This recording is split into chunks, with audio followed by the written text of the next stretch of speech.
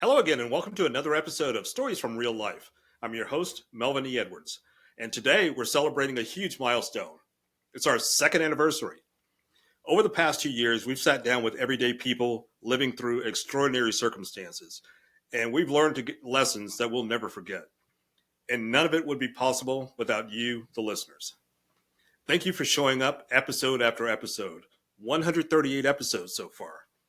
I would like to give a special shout out to Clark Moore, who has listened to and reviewed every single episode. Clark, you are the real MVP. So, to mark this second anniversary, I'm joined by author Andrew Ryan Profaci, a former member of the controversial cult known as Love Is One. His story has been featured on Dateline NBC, Vice, and HBO. So, we're going to talk about his book and we're going to talk about his life. It's a powerful story of belief, recovery, and finding your voice. So, let's get right into it. Andrew, thank you for joining me today. Thank you for having me. I'm grateful to be here. And to your audience, thank you all for being here. Hope to give you guys an awesome, exciting show. All right. So, my research says that you grew up as a Catholic and survived a horrific traffic accident at age 18 and used to be a car salesman. That's right. So, how did you cross a line that took you from that experience to Amy Carlson and Love Is One? It's a good question. When you say from that experience, do you mean the car accident itself? Well, just all of it, just a relatively normal experience. Obviously, a car accident is a horrific normal experience, but Sure. like being a car salesman is a normal thing. Growing up as a Catholic, especially in New Jersey, is a normal thing. But yeah, and then they come in out of nowhere. Yeah, okay, gotcha. Yeah, no, I was raised, pretty normal life, although parents are divorced. Dad did a great job, best he could, with me and my brother. I was raised in a Roman Catholic family, received communion, confirmation. I went to CCD, which, all the kids, hated. It was like going to school twice in a day. But nevertheless, got through it all. And, unfortunately, I was on not the greatest road when I was a youngster. I had some issues, family stuff, and didn't have really role model around. My father worked a lot. And although he really did a great job when we were younger kids, into my teenage years, he actually came out as gay. And back in the late 90s, it wasn't something that was really protected. It wasn't okay like it is now. Wasn't something that was as accepted, and it really singled me out for a lot of teasing, and it started to become something that I thought I identified with in the sake that it kind of defined me. And I began to rebel and just sent myself down not the greatest of roads, and literally and figuratively, because it did end up in a really terrible car accident when I was 18. Bad decisions, shouldn't have been driving. And while I was the passenger, my best friend who was driving passed away. He was driving his car, something that was really hooked up, souped up, had some money under the hood, loved to drive fast. I don't have much of a recollection of the accident itself, but he wrapped us around a tree at a really high rate of speed. He was killed instantly. My pelvis exploded. We had two girls in the car who were sitting in the back. They were relatively unscathed, all things considered. One had a broken ankle. One had, a cut on her head. But other than that, they're pretty much okay. All the three of us really, have blessings to count for sure, because the violence of the accident wasn't something that you would probably anticipate anybody would walk away from. It took me some time to start walking again, but I did. And that accident really woke me up in the sense that it made me realize that, life was precious, that I was clearly, pushing my limits, again, literally and figuratively. I was really pushing, the boundaries of what was acceptable for what I thought life was supposed to be. And I realized it just wasn't who I wanted to be. And I had a lot of time to think, during my recovery, a lot of time to reflect.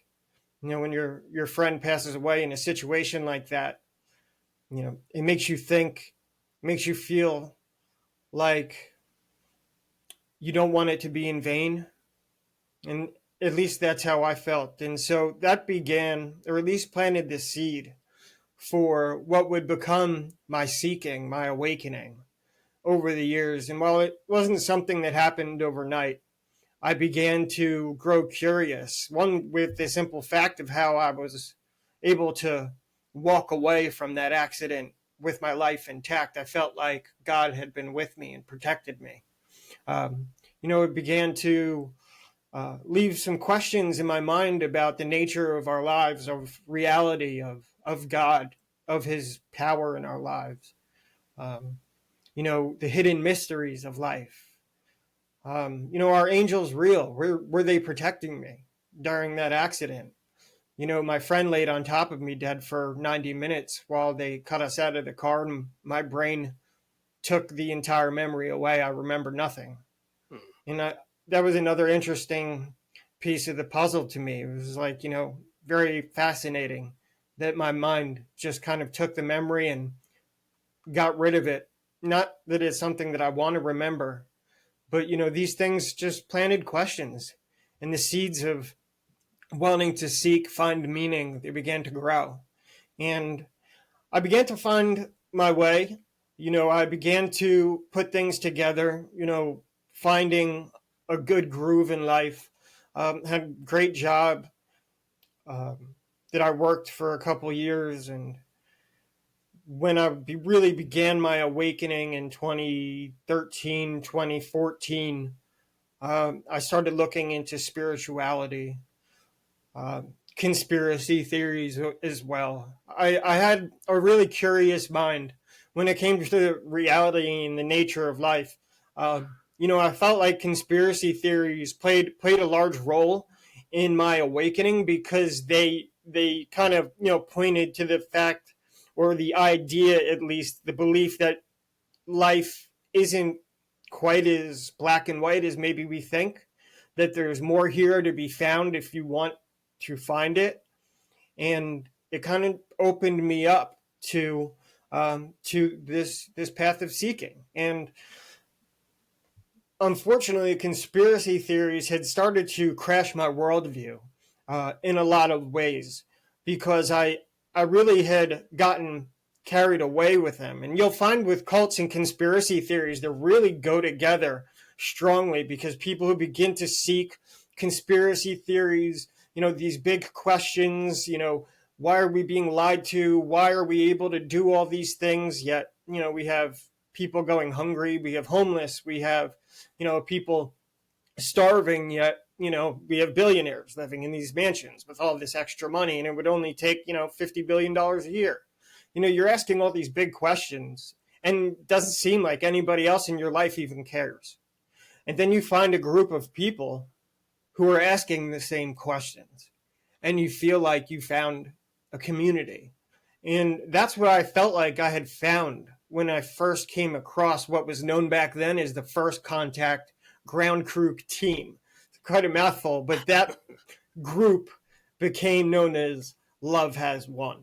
Okay, so I And want to break it down a little bit. yeah, So sure. we'll get to all those details, including the conspiracy theories. But I want to sort of build the foundation of the what led up to that first. So, Please, what sure. drew you to Amy's teachings or energy in the beginning, specifically Amy's organization? The first thing that drew me to her was the fact that I didn't have to search across the internet all day long for different articles. What her team did, the people that were with her, was they aggregated content from all the different websites, and they posted it in one place every day. And that's what actually drew me to her at first, was because I was found a place where I could just, get all my information in one spot. And I didn't realize it, but looking back, that's where the isolation began. because I started cutting off outside information. And then, I was only getting it from one place. And they had a chat room, and there was a little button in the top right corner of the website. And I went into the chat room, and there's 20, 30 people, most of them on a path of seeking and asking questions, caring about the meaning of life, caring about these conspiracy theories, and, asking, these, forbidden questions, and talking about these forbidden topics that, mainstream doesn't want to talk about. Here I am feeling, increasingly distanced between myself and my family and friends, colleagues I work with, people who aren't interested in these questions or these answers. And this community of people in this chat room, were asking all of these things. And we had that much in common. And because of my car accident, I was in a place or had the belief that at the end of the day, life could end tomorrow for anybody. And, I never thought of that until my car accident. And it made me realize, or feel at least, that there was a lot more value in seeking and getting answers to these big questions than there was in, living up to what a normal life should be, the house, the nice car, 2.5 kids, and, going down that path. I just felt it was more important for me. And I felt a strong pull in the direction of seeking answers to these big questions. And that's where the attraction came from. And specifically about Mother God was because I just felt that while I had seen lots of spiritual teachers through different YouTube videos, there was plenty of content that you could find everywhere. Here was somebody that I could actually reach out and touch, in the sense that I could talk to her. I could ask her questions. She was available to me. Whereas the other people were more like gurus or icons that, you couldn't really touch them or reach out to them or talk to them. It was more or less you could just watch their videos, but that was about it. And that was important for me because it enabled me to develop a strong personal connection with her. And that's essentially how it started. All right. So was there a specific moment that made you believe she was Mother God? No, there wasn't one moment that was like, oh, this is her. It was the fact that I was in a really impressionable place because the conspiracy theories had essentially destroyed my worldview.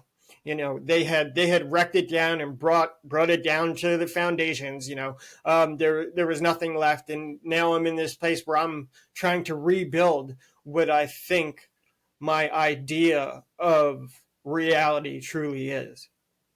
And a part of me wanted to believe that I had stumbled upon something really special, almost like, a hidden sacred gem that was beginning this awakening for humanity. And I wanted to believe that it was true. I wanted to believe that I had been led to this place, by divine guidance, if you will, that I was meant to be there, that it wasn't, accidental or coincidental that I had stumbled upon them, that there was a real reason, excuse me, that there was a real reason why I was here.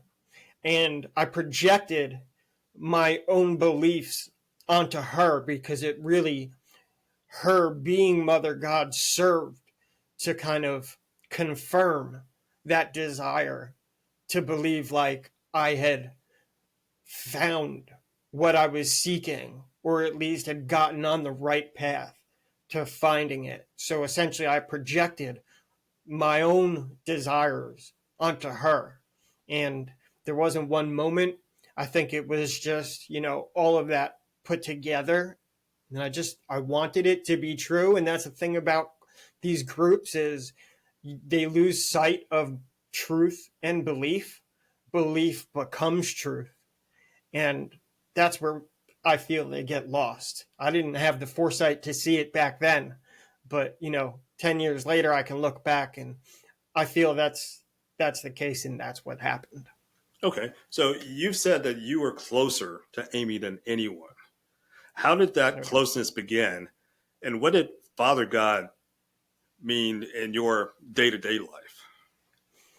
So the closeness began, really, I had some spiritual experiences that through meditation that really, you know, had a profound impact on me. Without them, I probably wouldn't have joined her team. Um, when I began talking to her in the chat room, we started a personal relationship from a distance, no different than anybody else. But then I had a couple of nights where she was in my dreams for not just a couple nights. It was a good 4, 5, or 6 nights in a row. And after the first couple of nights, I thought about telling her, but I didn't want to come off like some kind of fanboy, So I didn't bring it up.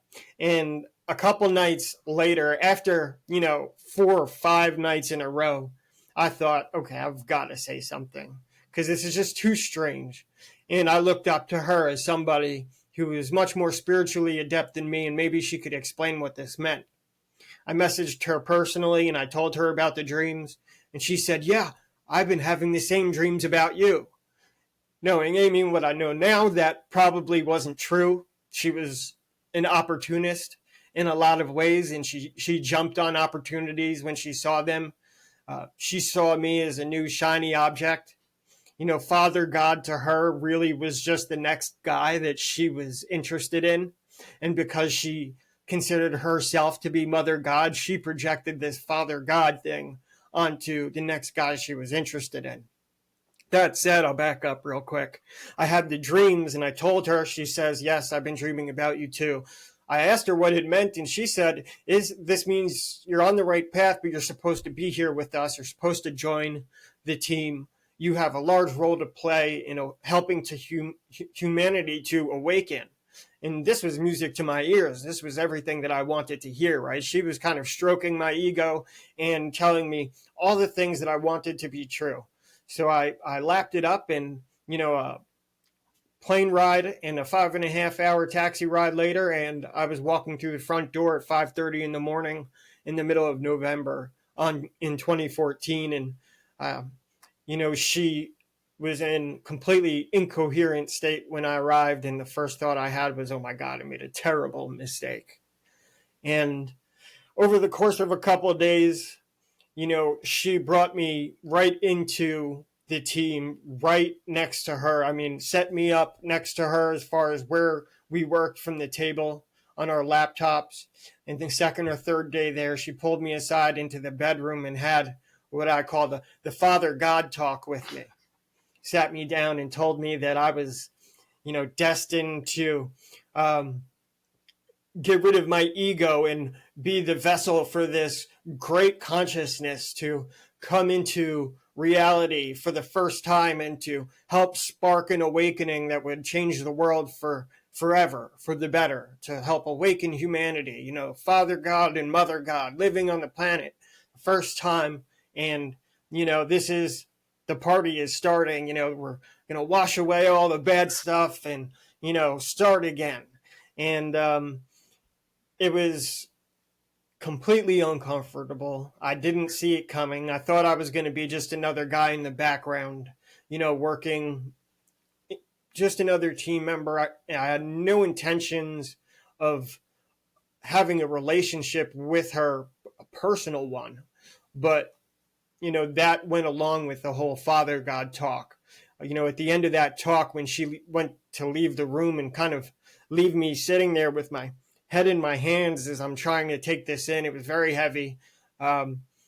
She stopped at the door and turned around and said to me, "And by the way, when you're ready to make love, let me know," and left the room. And it was if I wasn't in a complete state of shock already, that really had set the tone. And that's how she brought me in, right next to her. She had an idea. She had her sights set on me from the very start.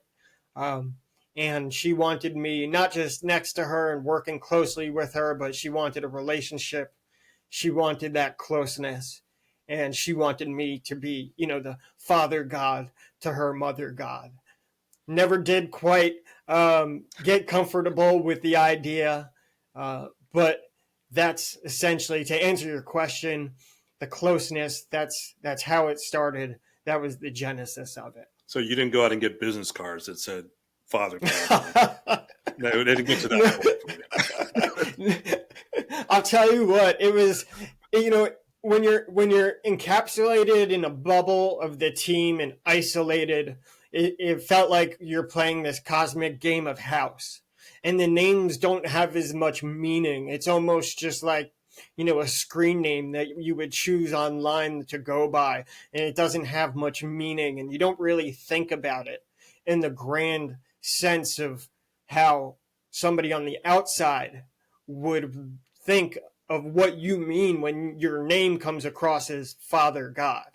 And I never really did get comfortable. Every time she would go to make a video and she would go to introduce me, I would get the goosebumps, the chills, and it never sat right. There were so many people who would say to me, especially after I left, Andrew, we always thought you were so authentic, but you never looked comfortable in any of those videos. And, I guess they could see what I was going through, because that was hard for me to square that circle. Despite how much I wanted it to be real and how much I wanted to believe, it was still just a little bit too much for me to accept, although I tried. You talk about comparing it to a screen name. That makes a lot of sense. That makes a lot of sense to me. And speaking of names that sort of may mean something different to the outside world, what was your relationship with Michael, who believed that he was the Archangel Michael? Yeah, so, at first, I should preface it by saying Michael was Amy's lieutenant. I mean, if she said jump, he said how high. If she said, the sky was green, he believed it. Fine. So he accepted me right away, accepted what she said, and, treated me well right from the start, almost like really friendly, almost a brotherly kind of vibe, living in the same house together over the first several weeks. But the more I began to express my discomfort with the beliefs that we had, the faster a gap in our relationship opened up, because he was defensive of the belief system that had been created, very much so. As Amy's lieutenant or as her right-hand man, it was very important for him to kind of protect everything that she was building. So him and I, while we were close at the start, we butted heads over the 10 months I had been there. I mean, me and him went to war almost on a daily basis. And when I say war, I just mean verbally, is, just talking, never anything, too crazy. But, it was almost me versus him, with Amy caught in the middle. And we can get into that a little bit more, but, that's what it was. He was essentially, Amy's lieutenant. Whatever she said, he went along with. And, at first, while I was in that same place, looking up to her and following her advice for everything, things got to a certain point where I started to take back some of my own voice. And when I started to do that, my relationship with him changed very quickly. So what was a turning point where you started to see red flags or question the mission? Well, they started right away. I mean, the red flags started when I walked in the house. As I mentioned, the very first day when I showed up, I took 2 steps into the house. I looked left as I was coming in, and the kitchen was overrun with dishes, piled up in the sink, left on the counter. The house looked like a bomb had gone off. Clearly, with the house of, I think, 6 or 7 people, nobody had really cleaned in weeks. Layers of dust on the table they worked from, cigarettes and ashtrays all over the place. And that was completely antithetical to what I was anticipating was a clean spiritual space. The vibe itself, the clutter, I feel, was a huge red flag, for as far as like personifying their beliefs and what was going on in their minds. So that was the first red flag. And the fact that when I showed up, Amy was completely incoherent, had been completely intoxicated. She had been on mushrooms even, and for 36 hours, and she was unable to even speak, couldn't lift her head. She was being held up in her chair by Michael so she wouldn't fall out of the chair. And that image became really fascinating because it almost portrayed how everything would unfold over 9 months, with Michael holding Mother God in her place so that she wouldn't fall out. Because when I eventually began to reject the belief system and fight to snap her out of it, it was always Michael holding her in place. And the red flag started the very first day, right there. More red flags with the Father God thing. Tried to tell myself that she knows better than I do. I came here to follow her guidance, to grow and to learn. So that's what I'm going to do. And I kind of acquiesced and surrendered, was a big word for her, surrendered to her guidance for a while. And she had an alcohol problem and she was drinking nightly. And, the first couple of days when I realized this was a regular thing, and the amount of alcohol that she drank was more than I'd ever seen anybody drink on a regular basis. Another huge red flag. And when she would drink, she would tell stories, and she would speak about, her life. And every story felt, I call it past polishing. She had woven the Mother God persona into every story she told about her life, and how all of it always meant she was supposed to be Mother God.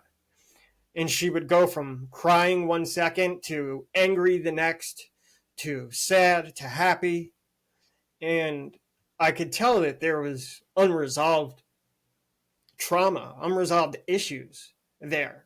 Meanwhile, she claimed because she was Mother God, that meant she had no ego. Because if she had any ego, she wasn't able to hold this Mother God consciousness. If she wasn't perfect, she wasn't able to be Mother God. And if I actually said to her, like, you actually think you're perfect, she would tell you, yes, I am perfect because I am Mother God. I couldn't be Mother God if I wasn't perfect. So, she set the bar pretty high for herself, standards that she could never live up to. The red flags were everywhere. And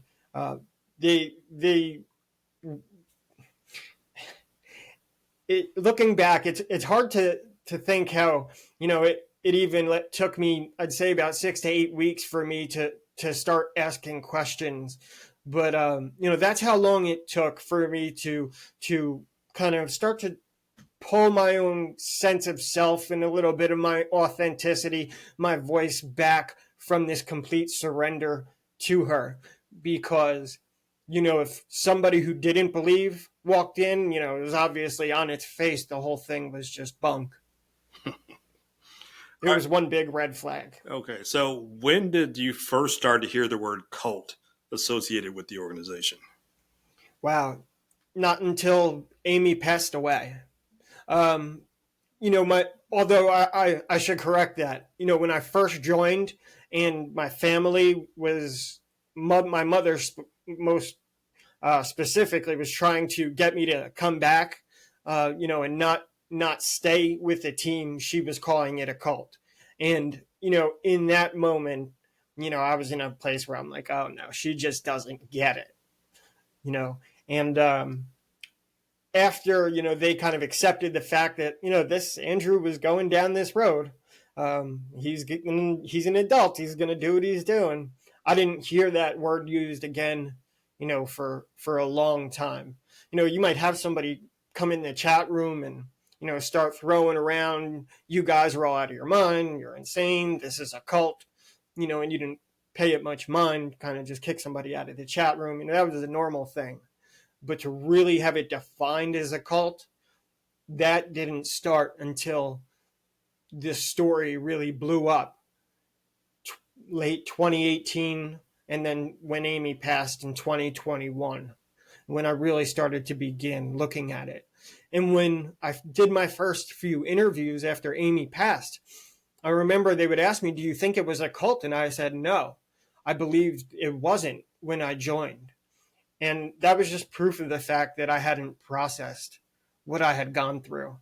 I had moved on from it in a way, physically, and created space, but it wasn't, really, until I wrote my book, The War on Love, that I really began to process, or really finish processing everything. And I use that term finish processing very loosely because I think there's always growth left and I'll always find new angles.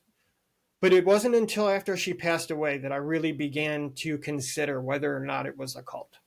Okay, so what was the emotional or psychological toll of living in the core of that kind of a belief, can't even talk, a belief system? It's a great question. While you're there in the middle of it, isolated from the outer world, with no reference points to guide you inside the bubble, it's hard to say. You just feel lost in a sense. There's nothing to, you need the outer world and those reference points to triangulate where you're really at. So when you're isolated in the bubble and don't have the outer world to give you these reference points, it's easy to get lost and not realize it. And I was lost. The best way I can describe it feeling is every day I had this tension in my chest and this pressure in my head. It was just a very uneasy feeling, like, part of me felt like I was intending to do something good, which I was. There was no doubt about that. But there was this, the red flags were there and they were constant, and you had, these two, completely opposing beliefs, in your head every day, combating these thoughts and trying to balance them was extremely difficult. And the only reason that I wasn't able to, grab a hold of myself sooner again was because we were isolated and cut off from the outside world. So you're in the bubble of this place. Like I said, it's like you're playing this cosmic game of house when everybody around you has the same beliefs as you. It kind of makes it easier to go along with things. But the toll was that I had lost my authenticity. I lost my independence. I lost my voice.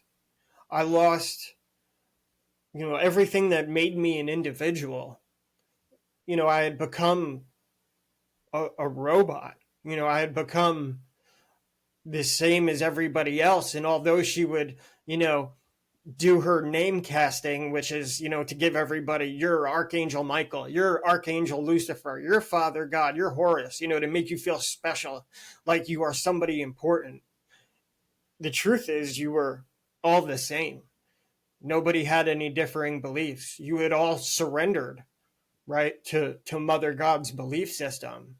You were nothing more than just a soldier in her army.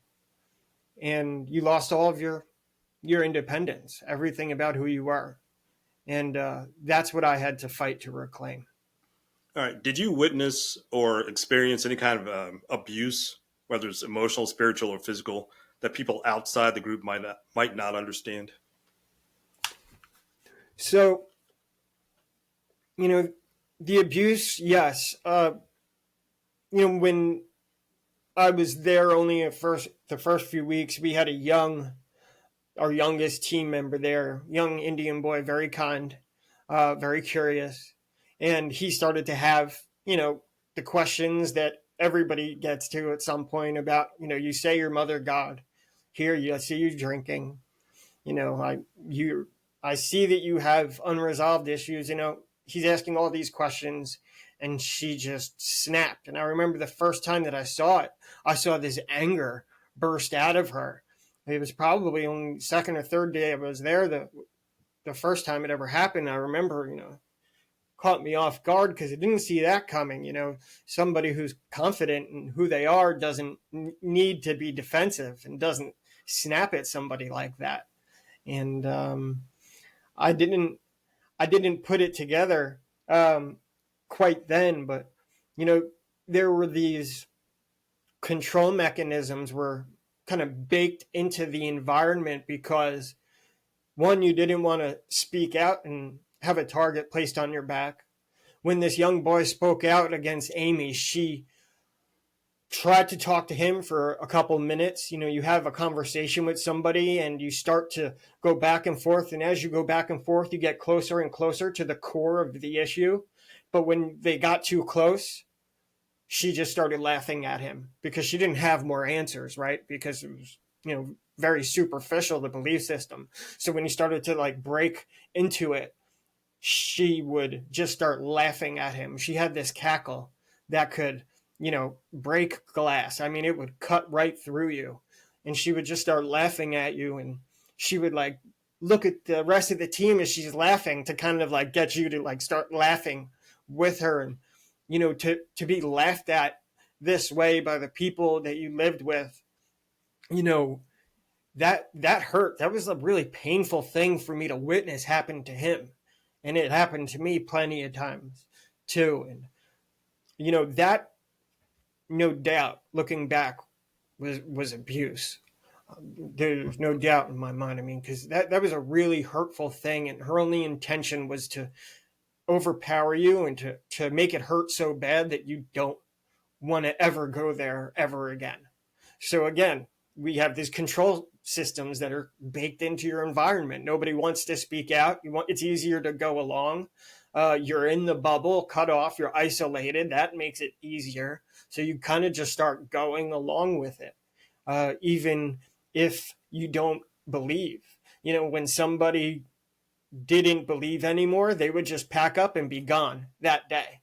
There'd be no fighting. They wouldn't be arguing about it. They'd just get out of here. And I gave him a lot of credit for fighting and asking the questions. But that was definitely abuse. She had picked up and was on even video doing this, picked up a kitten that we had by the scruff of its neck. Sometimes when she was drinking, she would just pick the cat up like as if the cat had telepathically said something bad to her and would hold the cat up to her face and, act like she was telepathically speaking to the cat's soul. Meanwhile, the kitten is, crying because it's in pain. I'd seen that. And there was no physical abuse.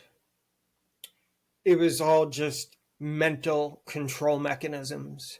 That was, and there was lots of them. I mean, we could talk for days about it. But as far as the abuse that I saw, that was most of it. That the mental stuff, and then the abuse of the kittens, and then there was abuse of the children that also happened later on that was documented, well after I had left. Yeah, you described it as being angry. I would, from what I saw in the documentary that I watched this weekend to prepare for this, I would call it raging. It was beyond. It was a step beyond anger. The guy who prepared her dinner, her meal, and brought her meatballs instead of chicken parmesan. Like, I like some chicken parmesan myself, but I also like meatballs. If somebody brought me one or the other, I probably wouldn't be upset, but clearly she was, and that was like a it was damaging. It was awful to watch that. I agree. I had the same feeling when I saw that. She wasn't recognizable. Amy or Mother God 2018 on was not recognizable, even um, to the person that she was in 2014 and 2015 when I was with the team. But, the seeds were planted, and you could see, how a couple of years of spiraling out of control into that delusion would end up in a place like that. But yeah, I would agree with you. There was rage there, and it became there was a moment where it stopped becoming us helping humanity with an awakening, and it became about following her. It wasn't about humanity anymore. It was about her, and she wanted the spotlight. And we had a moment when I was there where she actually made the conscious decision to go in that direction. There was a fork in the road moment, and she chose that direction. So years later, after walking that path, it was shocking to see, but it wasn't surprising at the same time, because you could almost see it coming. Okay. So while I was watching the documentary, it's obvious to me that the group had some political leanings, including ties to QAnon. You mentioned earlier conspiracy theorists earlier. So what's that story? Yeah, so like I mentioned, the conspiracy theories and the cults play a large role together. They have a almost symbiotic relationship, in the sense that the conspiracy theories, as I mentioned, kind of destroy people's worldview, open them up to asking questions, and here comes the cult with the answers, and you think you found your community because nobody else is asking the questions, but unfortunately, they've lost their objectivity. Some of these conspiracy theories have a bit of truth to them in some senses. Otherwise, nobody would pay any attention to them. Like, there's just enough, a little bit there. There's just enough to kind of hook people and get them thinking that this is real, and conflating, belief with truth. You know, conflating what they want to be true with what reality actually is. And what Amy did, as I mentioned, she was an opportunist, and anything that came along, she would always look to make it her own. With the QAnon, just like I said, she would tell stories of her past, and weave how she was meant to be Mother God into all of these stories. She would do the same thing with the conspiracy theories, and find a way to place herself centrally into these conspiracy theories or these stories. And with the QAnon, I wasn't there with the team when this particular conspiracy theory, this line of theories came out. But I know, just by knowing her, that she would try to co-opt it, and essentially say that these her angels or her gods are telling her, giving her this information, and she's working with them on the angelic level, and they are passing the information to the people in QAnon who are the good guys fighting against the bad guys behind the scenes that nobody sees, just co-opting the conspiracy theories and placing herself into these any way she can. And that's what she would do with the conspiracy theories, QAnon in particular. Okay. So looking back, are there any parts of Love as One that you found value in that you could use going forward? Yeah, absolutely. And I would make the distinction, not just because it was Love Has Won, but because it was an extreme experience. And um, the extremity of the experience itself was equally matched by the amount of catalyst it created as potential for your own growth, right? Like, if you play it safe, down the middle of the road. You may have a great life, a very normal, typical life. You don't, stray too far left. You don't stray too far right, right down the center. Nothing crazy happens. It's normal, but you don't give yourself opportunities to experience, things that can teach you or give you the opportunity to learn in a way that isn't possible anyway else. And I hope I'm making sense with what I'm getting at here, which is that the experience itself was valuable in that it was an extreme experience, and the situations that I found myself in were so unique, situations that you wouldn't find anywhere else, asking yourself questions, confronting your own fears, your own beliefs, confronting the difference between belief and truth. What is the difference? Is there a difference? All of these questions that you ask yourself just by being a member of Love Has Won, made it an extremely valuable experience for me once I processed it and learned from it and set my intention on growing from the experience. But without that intention and sticking to it of growth, I don't think it would have been a valuable experience at all. I think it probably would have been extremely detrimental. But because I was dedicated to growing from it and moving beyond it, I turned the experience into an opportunity to learn. And in that way, it was a unique experience that gave me a unique view. And in that way, I think it was valuable. All right. So, how would you describe your path now on a spiritual level?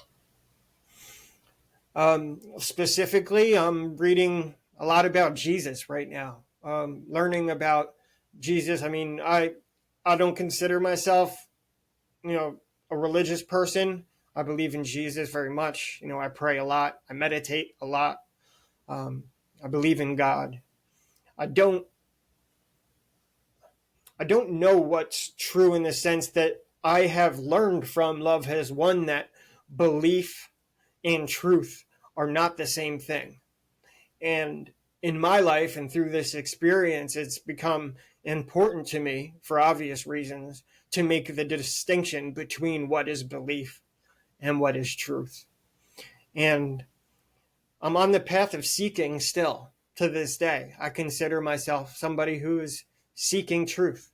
I don't know if it's something ever to be found. I think it's just something to be sought in the same way that, we seek to know God, the same way we seek to know Jesus. Do we ever arrive at the destination, or is it the trip itself that is the meaning? And that's where I find myself spiritually right now, is just, open-minded still,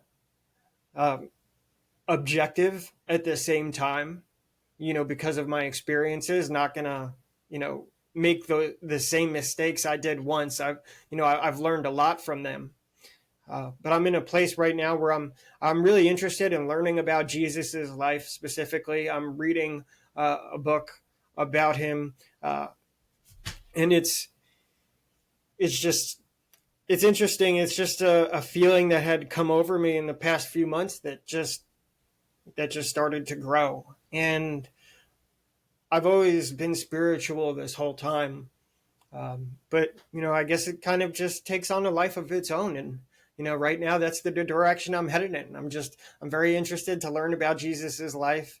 I pray and meditate a lot, and I believe in God. Okay. At the end of the day, I don't know what's true and what isn't, but as somebody who fought cancer and had to face their own mortality, I want to believe that this life is, for a lack of better terms, like a dress rehearsal, or that, life exists beyond this incarnation, if you will. or this experience in this body. Yeah, we're going to be I talking believe about that. we're going to be talking about that topic coming up soon. But do you think people are more vulnerable to cults when they're spiritually hungry or emotionally wounded? Great question. I believe it takes a little bit of both. Um, I don't think you can. I don't think you would find yourself in a cult if you didn't have a little bit of both of those. I think they're both important ingredients. Although, I don't think any of us is really 100% complete um, without either of them. And that's just life itself. Life can be tragic. Life, isn't easy, and it isn't, all rainbows and sunshine, unfortunately. And we all have that in common, that we all have challenges. What causes a person to be more susceptible towards joining a cult?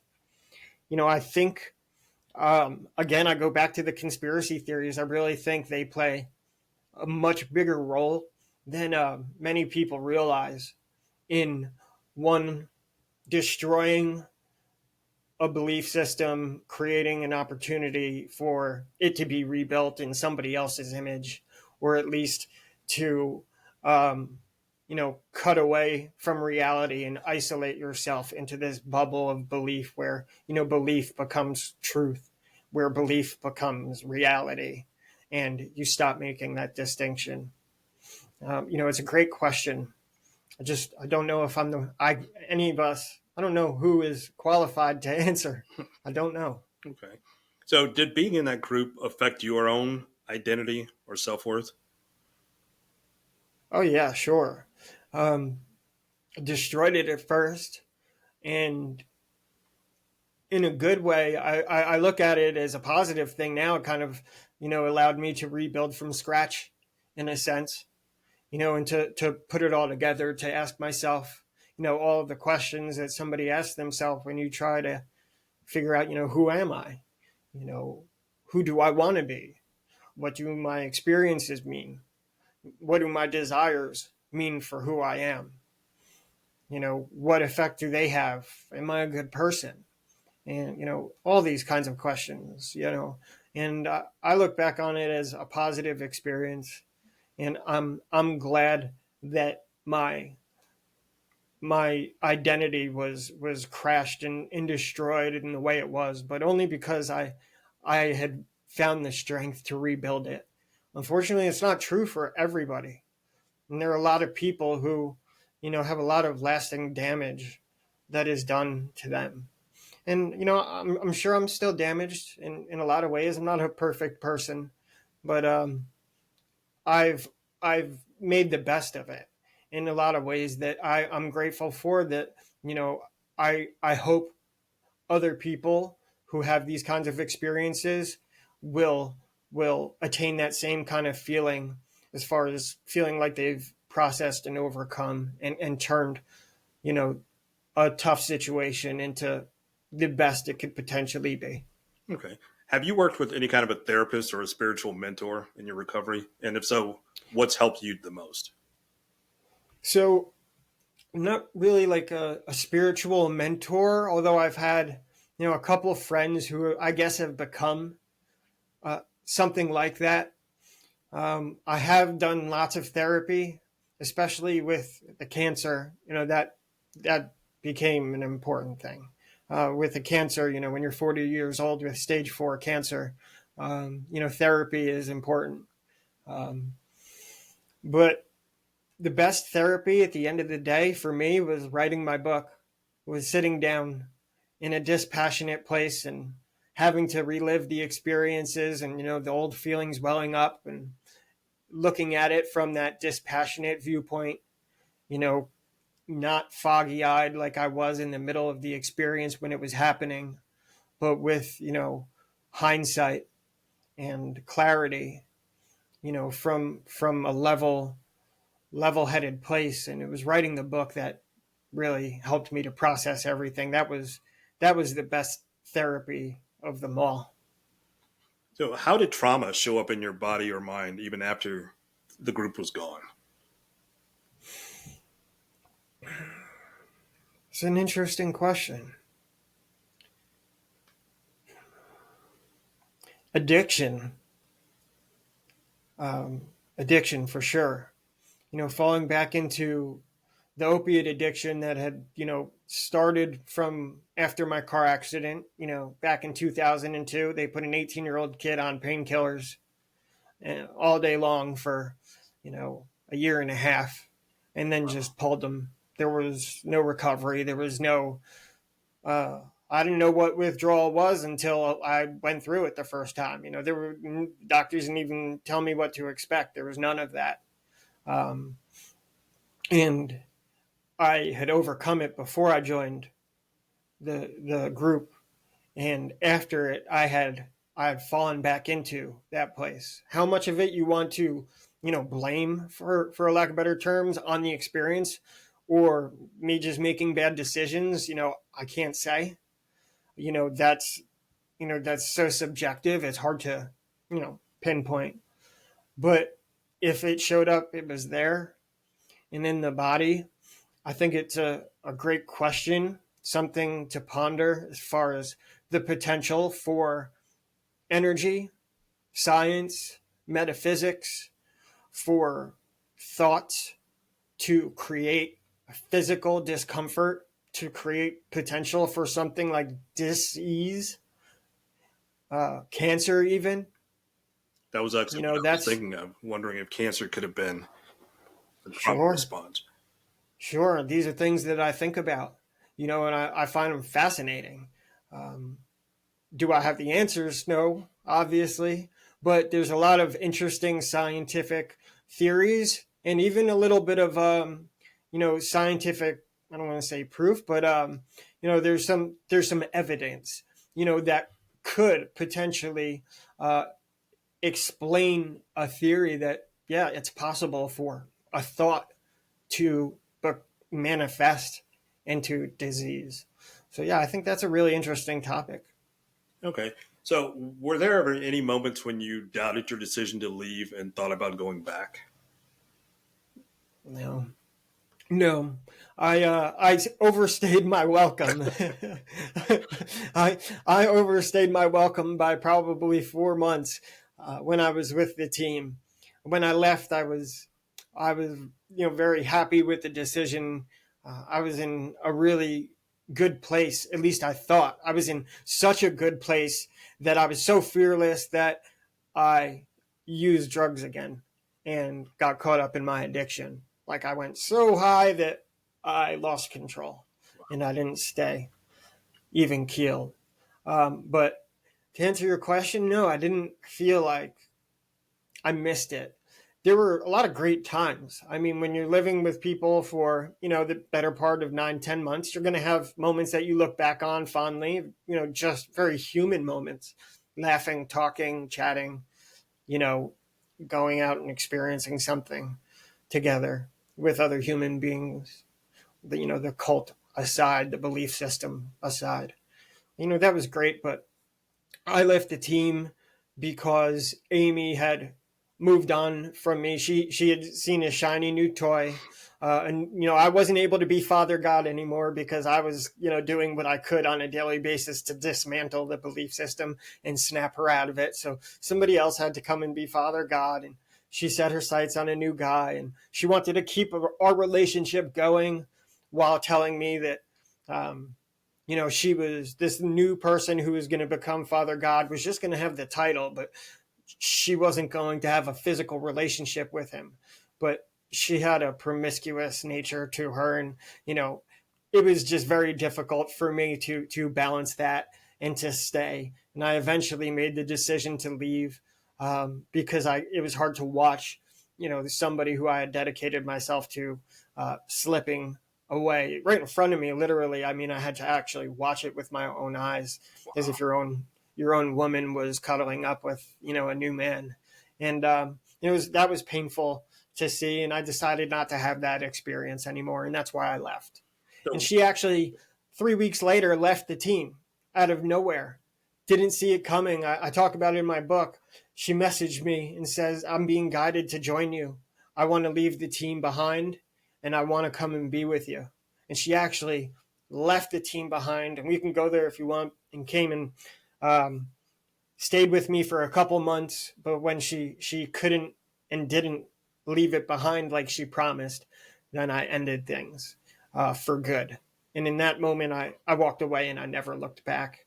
And I didn't miss it. I really didn't miss it. I just moved on. Wow. So knowing the group, the team, as you call them, called her mom and called Father God Dad, what were they calling you and this other guy when this transition was going on? Yeah. So my name had become, at one point, it was like, it started as Andrew and then became Father God, and people would just call me FG. That's your an informal relationship with Father God. and then it became then I became Archangel Lucifer. She told me was who I was. The light bearer that history had incorrectly defined him, and that yes, he had gone astray, but he had redeemed himself. He had some flaws, but but he was still an archangel. Yeah, and so for a while they called me Lucy, short for Lucifer. Wow. And by the time I left, I was Andrew again.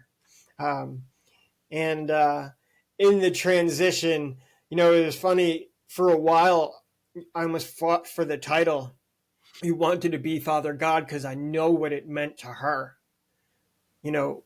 As far as, in this bubble, like it's a screen name, not fighting to be because I think I'm God, but fighting for the title because of, one, the hierarchy of the team itself, and two, because Amy was in a relationship with me. We were together, so to have somebody else come step in and take the name Father God while she was Mother God is kind of like ushering me out the back door. That there was a little bit of resistance there for sure. That was a difficult thing to go through at the time, but it all ended up, for the best in the long run, no doubt. But the names and the titles were, like I said, it was like playing this cosmic game of house inside this little bubble. You didn't really think about what the names meant, and you look back on it now and you realize how, obviously ridiculous it is. Just put that aside. It's not clearly like beyond that, but I kind of find interest in looking at how my beliefs had been shaped and formed to a place where I was even, willing or subjective enough to even take that on or agree with it. I find it really fascinating to think about and to ponder. But at the end of the day, the names were just, I guess, indicative of. It's like in my mind, my songs. I have a soundtrack going through my brain all the time, even when I'm asleep. So any word here or there might trigger a certain song lyric to pop up. And when you just said that, I was thinking of Bon Jovi. And being from New Jersey, you could probably appreciate that. It's all the same, only the names have changed. So that was you. You were still the same, but your name changed several times while you were there. Yeah. Several name changes throughout. I think I went by Lucy more than everything. I was more comfortable with that than I was FG. That was never something that I was ever really comfortable with. I don't think, that title ever was said in relation to me in a moment where I didn't just really get the creeps. And looking back at how you kind of tried to balance it and just get through it. Again, it was such a strange, unique experience to be in, really fascinating in so many ways. But, I have the luxury of saying that because I find myself in a good place. I consider myself to be in a good place right now. And unfortunately, that's not the case for everybody. So I recognize that, it's not all fun and games either. These things can really do a lot of damage too. So, did that experience with Amy affect how you approach romantic relationships now? Yeah, sure. I mean, just in the same way, the uh, process of any experience will affect the experiences that come after it in the sense of learning. There wasn't anything in particular that made it unique in that way. It was actually our relationship was very human, which is why I, grew to care about her as much as I did was because I saw the real person and our relationship was normal, like other relationships I had in the past. It wasn't very different in that way. But sure, I learned a lot about it. Um, she was actually more closed off than a lot of people when it came to talking about her past. She didn't like to go there. She just liked to live in the present moment, as she would say. It was kind of that was kind of her thing. She never really wanted to open up about her past, but other than that, it was pretty normal. Hmm. So, what was it like trying to reconnect with friends and family after you left the group? And did they understand what you had been through? And I don't know if anybody could ever truly understand, what you had been through. You can tell them, and they get an idea. But coming back was more like, my family was happy to see that I hadn't, been completely lost or completely broken. That I wasn't a completely different person when I came back. That I felt like the same person. I talked like the same person, and I seemed to be the same person. And in a lot of ways, I was. My beliefs had definitely evolved through that experience, but I kind of came full circle. Um, I would say full spiral because I wasn't in the same place, even though it looked similar. Everything had kind of evolved a little bit. I think my family was just happy that I was still Andrew, and at the end of the day, it was more about just we laughed it off and let it go. Speaking of laughing it off, do any of them ever just jokingly refer to you as Father God or Lucifer? No, and I hope they never do. But I had a boss that would tease me once in a while. That would call me that once in a while because he thought it was fun, and I'd get those same chills every time. But from the family, no, not so much. But from a couple other people, I've had that happen. Sure, All right, so my flash assessment here is that you don't have an older brother. I do. You do, and he doesn't tease you by calling you Father God. No, my brother, he's a year older than me. No, he's not the type to tease another person. And, I think he understands that I went and, did something, did something that was, extreme and crazy. He actually refers to it as, the spaceship beep boop experience. That's pretty cool. And he'll talk about the spaceship beep boop people, and we have this chat on my phone with all of my cousins, and he renamed the name of the chat where we all text each other. The chat name is spaceship beep boop, as an ode to me. So I guess as far as my brother's teasing, that's the extent of it. That's pretty funny. That is really funny. So you've been featured in documentaries, news reports, and podcasts like this one. Has that media attention been healing or exhausting for you? Healing more than anything. Definitely healing, because by asking the questions and they're doing the reflection, just like I said earlier, the first time I was really interviewed about it, I said that I didn't think it was a cult when I had first joined, but I don't believe that anymore because of, my reflections and considering everything and really looking at it in new ways and new perspectives. I've continued to evolve and to learn and to grow. So I would consider the interview experience to be far more cathartic than it is exhausting. All right. So, how do you balance telling your story with living your life? It's a great question, but they're one and the same. It's not something that I obviously want to lead with. You meet a girl, it's not something that you lead with, right? Probably won't leave that out of your dating profile if you go on.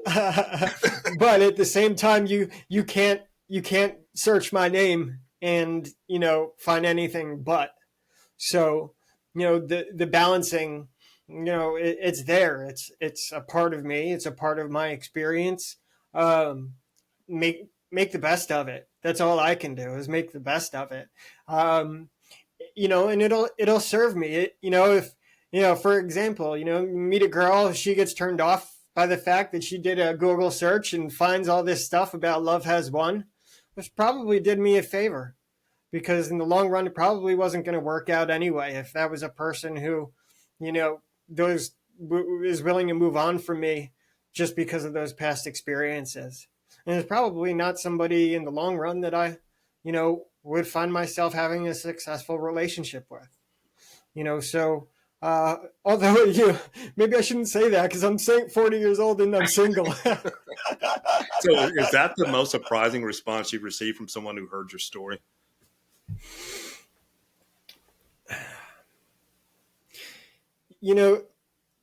I've had two girlfriends who had only brought it up when we got into a fight and used it to cut, like a knife, to try to stab me with. Unfortunately for them, that knife has been blunted long ago. And it doesn't really cut, it's not comfortable, but those marks, those scars, or those cuts have been scarred over and healed over so much that the worst of it has been brought up in moments in a argument with a girlfriend, and she brings up my past in a way that's intended to hurt me. That's probably been the worst of it. So, as far as somebody bringing it up in that way. Okay. So if you could speak to your younger self, let's say 6 months before you left to join Love Is One, what would you say to yourself? Wow. That is one of the best questions I've ever been asked. Take as much time as you need to think about it. I'll think out loud. Okay. Because do I take the experience away from myself, knowing how much I grew from it? At the same time, I can't define how much damage it really did because it's subjective, right? Who knows where my life would have been had I not joined the group? I would have been looking for a new job because I had been let go of my job a couple of months earlier. I probably would have found another job doing a similar thing because I had opportunities for similar companies that were interested in me. Would have been making the same amount of money. Maybe I work my way up. And maybe 10 years later, I find myself in a corporate job making, more money than I'm making right in this moment. And, life works out great. But maybe I don't learn about myself. Maybe I don't learn so much, or at least so deeply. I learned, some unique, I was forced to ask myself such unique questions when it came to processing that experience. and looking back on it, it's just so unique that it's hard to think that I would have gotten as much value not going if we're talking emotional and mental growth for somebody who's interested in seeking and who understands that the corporeal accumulation of wealth means nothing at the end of the day, literally will mean nothing. I mean, unless you're somebody who wants to be buried with your gold, but still, I don't think it goes with you. And in that sense, as somebody who looked at cancer in the face at 40 years old, looked death in the face, I don't think I would have been able to handle the cancer as well if I didn't know myself to the extreme extent that that experience required me to learn about myself. And in that way, I think it was a saving grace. But your question is phenomenal. I appreciate you asking it, and I'm going to be considering it a lot more because it's a great question, but who knows? Okay, I can appreciate that answer. Thank you. Yeah, Do you no, consider great question. yourself Thank you. a survivor, a teacher, an advocate, or something else entirely? Yeah, what do you do with the experience? Do you know I feel there's value there, definitely. I think there's value in the experience. I think there's a value in speaking out, especially as somebody who, my intentions are so, like, when I think about doing interviews, I think about how much goodness I can share with the world through my words and my experience. How can I bring as much value to the listener, to the audience, to you guys that are listening to me right now? How can I help you because of what I've gone through? And I think there's value in my experience, and I'm seeking it right now in this moment, trying to figure it out. But my intentions are to speak about what I've gone through and bring that value out to whatever extent is possible. And, if I can help one person make this world a little bit brighter in any way, shape, or form, that's a win in my book. Otherwise, I don't know. If I didn't join, what am I doing?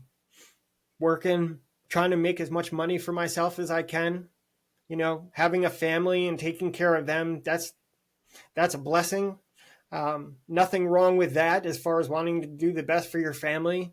But I see a lot of value in the growth emotionally that I've gotten from the experience. And I don't have a family. I would love to, have, been married and have kids by now. And, that wasn't my path.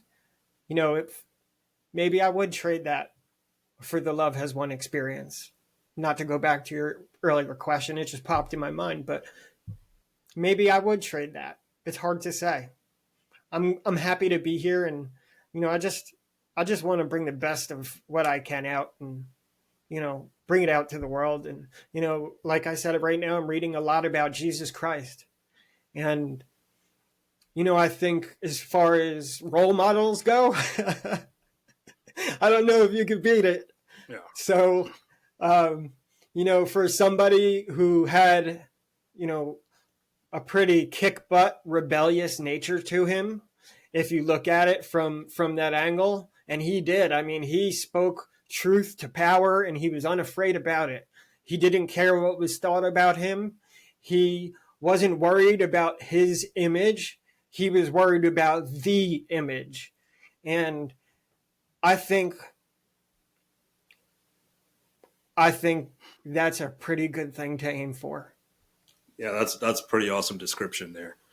So let's talk about your cancer. So you mentioned having stage 4 cancer, and people hopefully there are a lot of people who haven't experienced cancer who haven't had a close family member experience it. Unfortunately, too many of us have experienced it. And stage 4 isn't a type of cancer. It's the level of severity of advancement. of the cancer, and stage 4 is the highest level. So there's 1 through 4, and stage 4 is the level before the end. So unless you're Amy and you had stage 5 cancer, which is something that she said to the world. But yes, you're right. she was on another level. So so you had stage 4 testicular cancer, I believe it was. So did that journey intersect at all with your spiritual recovery? They're one and the same. They're one and the same. Unless you've gone through it, and I don't mean to single myself out in this way, but just to explain. Sitting in a hospital, I talk about it a little bit in my book. You hear wheels rolling, coming closer, and you see somebody, with their pole, with their IV bag, doing their laps, hunched over. Their body language just says surrender.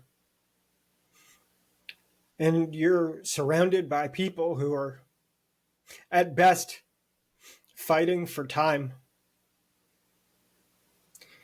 There's nothing about that experience that isn't spiritual.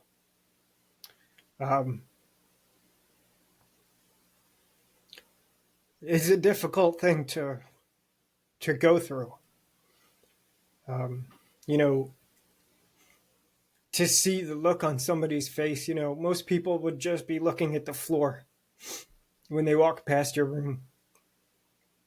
Sometimes people would look in and you catch eye contact for as long as it takes for them to walk past your doorway. Some people even try to crack a smile. But it's a really sad place to be. And there's, God is present in those buildings and in those people in ways that I can't describe, because what you have to go through is so difficult in so many ways, physically, mentally, spiritually. I mean, that's the trifecta, mind, body, and soul. It takes all of them.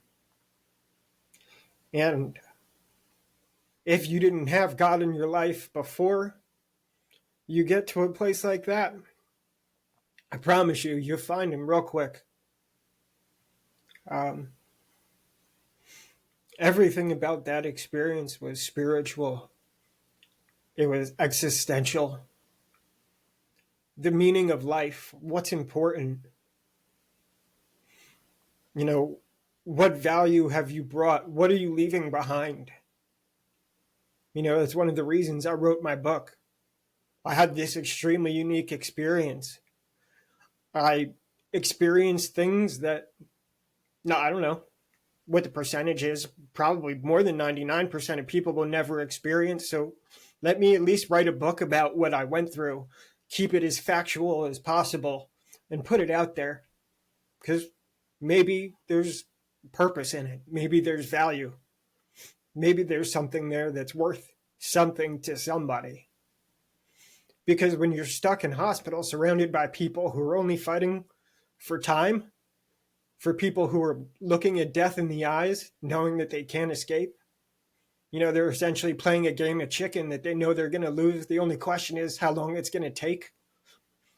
There's not much that I can think of that it would be more difficult or a more bitter pill to swallow than a slow, creeping, unavoidable death. And the fact that I sit here right now cancer-free, for 18 months after being diagnosed with stage 4 cancer, I don't even feel worthy of being in that hospital, surrounded by these people who are fighting for time. I was blessed to be still fighting for my life. Everybody else, they were dead men walking. There, there's nothing about that experience that doesn't encapsulate spirituality, mind, body, soul. It's the whole kit and caboodle. Okay. So, with your book, which is called The War on Love, we haven't mentioned that enough today. Um, Make sure you go out and get a copy of Andrew's book, The War on Love. So, thewaronlove.com. Yes, you can find it there. And Amazon. Thank you for the plug. I'll definitely have links to in the show notes. But is the message of your book more of hope or kind of a warning? I think you'll find what you're looking for. I my intention was to be as factual as possible. The book, I wanted it to be a record. It was essentially written like a chronological record of my experience. Where I'm being subjective, it's obvious that I'm being subjective because I'm talking about my emotions. In other terms, it's very factual in the sense of this is the event, this is what happened this day, this is what was said, this is what this person did, and so on throughout my experience. Because I think by doing it that way, it's one, the purest way for me to express the experience. I express my emotions in the book. There's no doubt about it. And it's very clear when I'm doing so. But it's also very clear when I'm just stating the fact. And I think that's the best way for me to have put it out there. It was also the hardest way for me to write that book, because I had to really look at everything head on, and even keeled. And I think by doing it that way, you'll find whatever it is you're looking for. If you're looking for the trauma, you'll find it. If you're looking for the redemption and the growth, you'll find it. If you're looking to see the control mechanisms of a cult, you'll find it. If you're looking to find out who Amy Carlson was and who Mother God was and the difference between the two, you'll find it. And I think by writing the book in the fashion I did, it creates the most potential for it to serve as it possibly could. So I if know that makes sense. you've been on a lot of podcasts recently.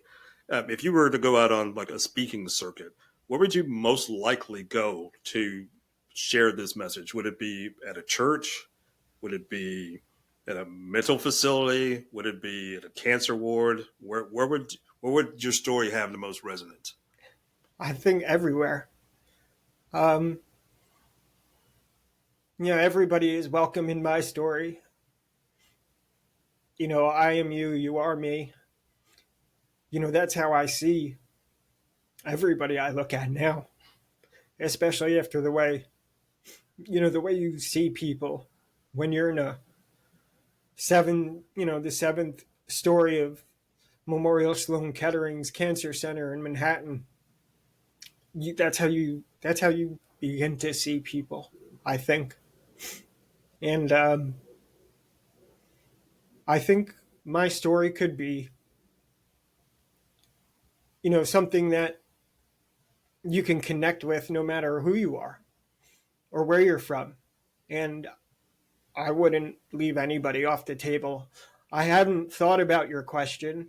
I would love to speak more and, if to think that my voice and my experience was so valuable that people wanted me to come and talk to them.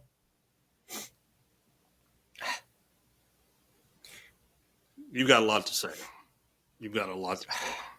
I'm thankful you're here today. And just in general, but specifically to come and share your story with me. I really appreciate how honest and open and vulnerable you are. It means a lot, and I really am thankful that you are in a place of healing, and I hope that you continue to move in that direction. I appreciate that. Thank you. I'm grateful that you've asked such thoughtful questions. I'm grateful that you've brought, the depth of emotion out of me, because I think that's really important. And this is the first interview that I've expressed it. And it's made me realize that my story was missing something. So you've given me a lot to think about today. But to think that there's a potential for people to be interested in my story so much that, they would gather in a place for me to come and talk. I mean, that feels like a successful life to me. Well, in a certain way, podcasts are those community town halls. They're just a lot more spread out. Although they're not necessarily as unifying because they're individualistic. You're listening to it alone. Yeah, but there are benefits and drawbacks if you want to look at them that way. But we have the ability to reach out across the globe, which I think is wonderful. But I don't get to reach out and shake your hand or give you a hug. So that's a drawback there too. But someday, but it's real, and I think that's what's important. It's real, and as you have, even named your podcast, that's what it's about. It's a real life. Well, as a final question, I always ask my guests to leave the listeners with some advice on any subject of their choosing. So what would your advice be today?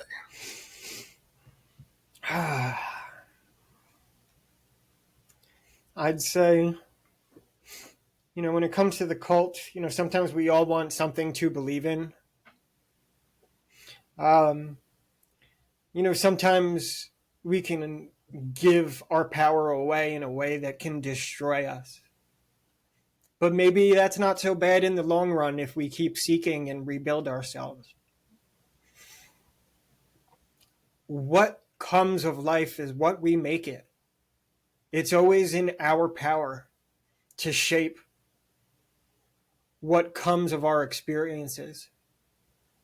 And that's what I would want people to take from my story, is the value in your authenticity. That's where it is. I mean, for me, my value is in being real. And I would suggest to the world that we could all use some authenticity. But when we look at ourselves in the mirror, when we talk to each other, I think if we started keeping it real, I think the world would begin healing. And I think that would be a good thing.